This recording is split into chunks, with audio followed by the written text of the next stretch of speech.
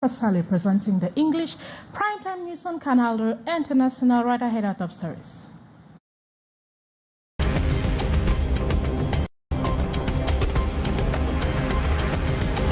Four hours after news broke of a father accused of raping his 6 children, neighbors of the family are speaking out. Though hesitant, they revealed under the cover of anonymity that the shocking acts were no secret in the community, as the alleged abuser remains in custody at the judicial police. Reports suggest his relatives are seeking an out-of-the-court settlement.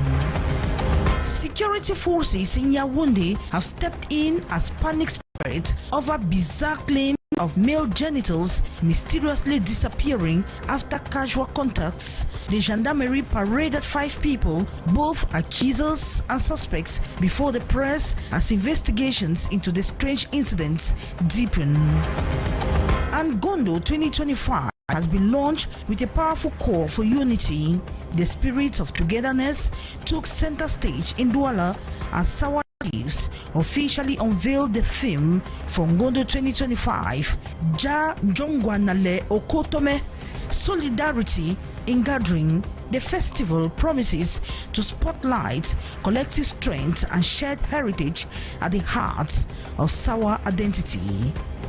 Those were top stories. Stay with us as we roll out in a split second.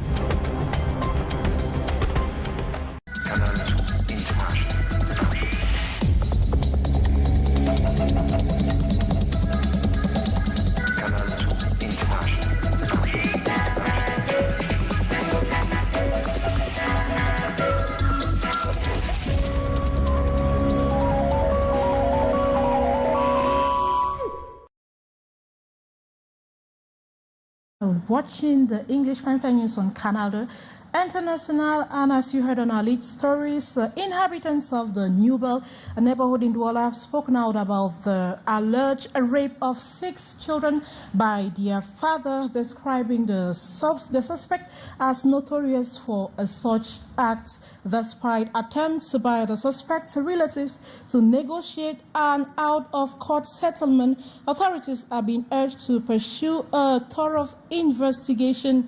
Their children, aged 1 to 14, will undergo additional medical examinations as part of the ongoing inquiry. The community remains shocked, grappling with the case's implications for child welfare.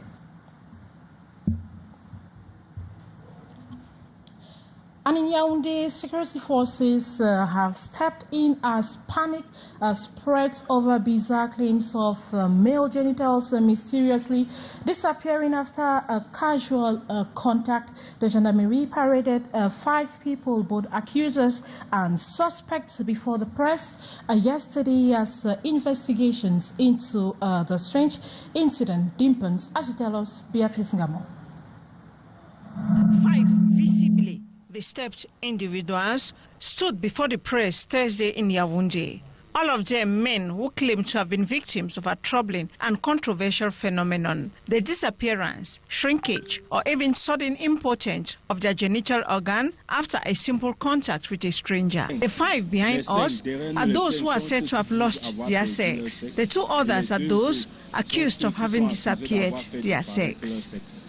Similar stories spread by word of mouth and on the social media have for several days fueled a form of psychosis in Yaoundé, particularly in the 6th subdivision around Damas. The result, scenes of mob justice with individuals accused of making genitals disappear, sometimes violently attacked. Faced with rising tension, the gendarmerie launched an investigation, and its verdict unequivocal. No case of disappearance or actual harm has been found. According to the specialist doctor tasked with examining the complaints, all organs are present, functional, and show no physical abnormalities. Lorsque nous les avons examinés, nous avons vu que celui qui se plaignait d'avoir When we examined them, we saw that the person is complaining about shrinking in the size of his genitals. We did not find any backup reference to say in an objective manner that his genitals has been reduced. While examining that, we however realized that the size of their genitals that day ties with his morphological characteristics and his age. On all the complainants of erectile dysfunction, no erection, it is a subject that is very subjective. C'est un symptôme qui est très subjectif. Both the complainants and the alleged suspects are in custody and will be presented to the public prosecutor. Law enforcement authorities are calling for calm and are warning against mob justice and other actions that might cause riot or instability. The population should not sit to panic or cause of any kind, especially to this kind of cycles, which in effect is nothing. The population should refer to competent structure, the police, the gendarmerie, in the face of such, notably the gendarmerie toll-free number available at all times in case of offense, and should not resort to mob justice. This phenomenon is not new. It has already been observed in several African. And in the Northwest region, more than a month after the government announced that domestic gas will be sold in Bamenda at 6,500 francs, prices still continue to soar at above 8,000 francs as the promised supply measure stalls, with the local gas plants still inactive. Frustrated consumers are left paying the price while officials urge investment in the sector. Gladys Ambodiba reports. More than 1 month after the Minister of Water and Energy officially announced that domestic gas will be sold in Bamenda at the government homologated price of 6,500 francs CFA, the price of the product still skyrockets at an average of 8,000 CFA francs. The government announced 6,500, the sellers are selling it at 7,500. At times you can buy it at 8,000. Whereas consumers were laying the blame on retailers, the situation is beyond their control. They cannot supply for us for 6,500. For 6,300 is because they have not have the access to go and carry. They said where they have opened the construction of the gas, the road is still not yet tarred, and they are still complaining that they are not the ones to go and carry there. Each round of gas has its representative. The various prices have been determined by the government of the Republic.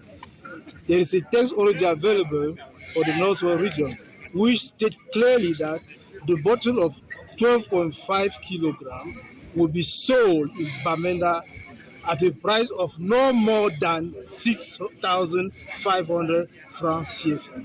In an investigation carried out by Canal International in Bamenda, the liquefied gas plant launched over a month ago is still to start filling gas bottles in Bamenda. The gas plant has not effectively begun distributing gas, but it doesn't change the fact that gas is supposed to be at a certain price as homologated by the state. Meanwhile, actors in the gas production and distribution chain have on Thursday, June 12, met potential local operators, encouraging them to invest in the domain, make money and create jobs. The local population have been told to avoid bushfires to avoid disaster. We're going to combat by it, and we are the one to increase the capacity of creating new employment through this plant, inside and of course outside. As we speak, the gas plant is still to be officially handed to the petroleum storage company SDP. Government seems to have put the cart before the horse by making pronouncements when all had not been put in place. Today, June 13, 2025, Cameroon joins the rest of the world to commemorate International Albinism Day. And on this edition of the English Primetime News, we take a closer look at the different forms of this condition. There are two main types, which Beatrice Ngamo reveals in the following reports. Albinos are mostly recognized by their features: fair skin, light brown or green irises, and reddish hair. But they are distinguished by a type of anomaly. Some albinos suffer from ocular albinism by oculocutaneous albinism. L'albinisme oculocutané, on va le dire trivialement, oculocutaneous albinism, is put it simply, is the form that affects both the eyes and the skin. Like in my case, my iris has no melanin, and neither does my skin. As for ocular albinism, it mainly affects the eyes, meaning only the iris lacks melanin. Whether one falls in one category or the other, albinism and the sun are enemies. To prevent certain diseases such as skin cancer, the whites, as they are usually called, must adopt specific habits to prevent themselves. This includes adopting a clothing style suited to their condition, using protective gear under the sun, wearing long clothes, and systematically covering up. On the occasion, this June 13th of the International Albinism Awareness Day, the Albino Woman, an NGO, offer a dose of motivation to their sisters. A woman must be a good mother, a good mom, whether one has albinism or dark skin. One must fulfill all the conditions to be a good homemaker. We are beautiful women. We are women who are mentally strong and well-grounded. So when we can, we take care of our appearance and make ourselves beautiful. As a reminder, albinism is a genetic condition characterized by insufficient production of melanin, pigments that color the skin, eyes, body hair, and hair. Still in that day, in Douala, the General Hospital, in collaboration with the Cameroonian Society for Dermatology and the Born to Dazzle Foundation, marked the occasion with a special initiative recognizing the critical health needs of persons with albinism. They offered free consultation services at a vital step in the spirit of this year's theme, demanding our rights, protect our skin, preserve our lives. Here is an excerpt gathered by our newsroom. We all know that albinism is a genetic condition that interferes with the production of melanin. That means persons with albinism have little or no melanin. And when we have little or no melanin, it makes our skin prone to sunburn, to skin cancer, which in turn shortens the lifespan of us. So carrying out this campaign is very important because we get to detect early those that are beginning to develop skin cancer. We get to provide counsel for persons with albinism on how to take care of their delicate skin. And on our economic page, the Port Authority of Douala successfully renewed its ISO 9001-2015 certification, extending it to include goods handling and management. The move strengthened its position as a key logistic hub in Central Africa and underlined its commitment to international quality standards. Gladys Samudibang tells us more in the following report. The Douala Port Authority has received renewed ISO 9001-2015 certification. The expanded certification, granted by Bureau Veritas Maroc and accredited by UK's UCAS, now includes goods handling and domain management, key components in the port strategy to enhance efficiency and competitiveness. It is with pride that the Douala Port Authority has received this certification. This demonstrates the port's commitment to quality standards and will also bring satisfaction to its loyal partners and clients. First of all, a standard and quality management system must be put in place, which the port has successfully done with our support. This certification confirms that they have fully adopted an ISO 9001 quality management system. Douala is the first Central African port to achieve this recognition. initially certified in 2015. Officials say the renewal supports the port's ambition to remain the reference port at the heart of the Gulf of Guinea, with quality assurance a cornerstone of that identity. The Port Authority says the impact will be felt on multiple fronts. Managerially, the renewal of the certification promotes accountability, faster decision-making and tighter governance. Economically, it promises better productivity, reduced operational costs and stronger client loyalty. Socially, the certification drives employee training, performance evaluation and greater engagement. The updated certification brings a strong focus on risk management, customer satisfaction and streamlined processes, but more significantly, it also targets internal dysfunctions ranging from corruption and absenteeism to delays and mismanagement. And as one of our lead stories stated, solidarity has taken center stage as the Sawa people have unveiled the theme of Ngondo 2025 at a press conference held today in Douala. Traditional leaders emphasized a unity and cultural preservation. The theme aims to strengthen communal ties and celebrate the shared identity of Sawa people. As it tells us in the following report, Nzimorin. The theme for Ngondo 2025, Ja Jongwanele, O Kotume, Solidarity in Gathering, was officially unveiled during a press conference on June 13 in Douala. The event brought together Sawa chiefs and was presided over by the president of the Ngondo Festival. This year's theme emphasizes the importance of unity and collective strength within the Sawa community. The current theme, 2025, is Jajongwanele Okotomeo, what means solidarity in coming together. We have first to be together and then to apply solidarity. It's only on that way that we can be sure that we'll build Cameroon.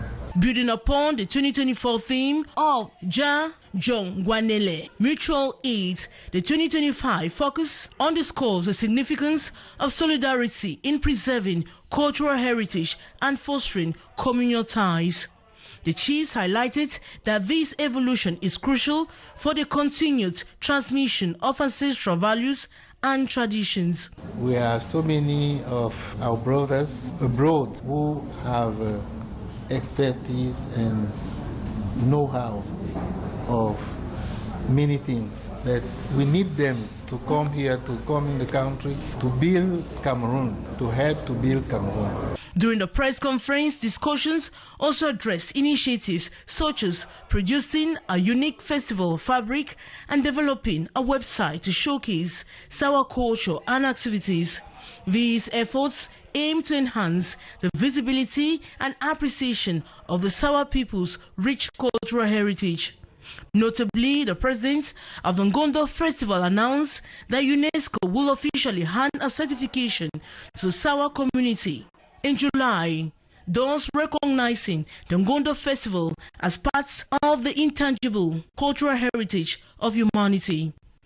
This recognition affirms the cultural significance of the festival and the Sawa people's commitment to preserving their traditions. And that was it for this edition of the 6:15 English Primetime News on Canal.